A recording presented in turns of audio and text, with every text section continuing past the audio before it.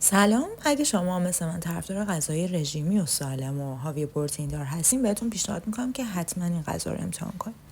این غذا بدون روغن درست میشه.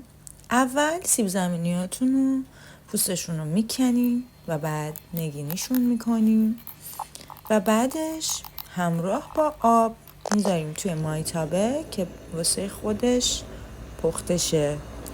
توی این فاصله هم ادویه لازم و دلخواه رو اد میکنیم، مثل نمک و فلفل و آویشن و پودر سیر یا خود سیر رو میتونی رنده کنین و اضافه کنین و بعدش شیر بهش اضافه میکنین، میذاریم که قل بخوره. البته من از شیر سویا بدون شکر استفاده کردم. بعد که به این مرحله رسید آماده سرو کردن هستش.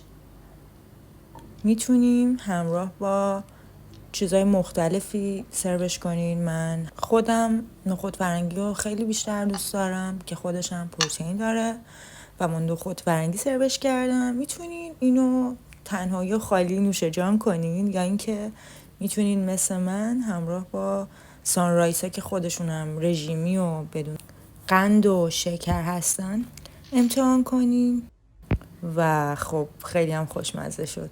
امیدوارم که دوست داشته باشین و فعلا خدافظ.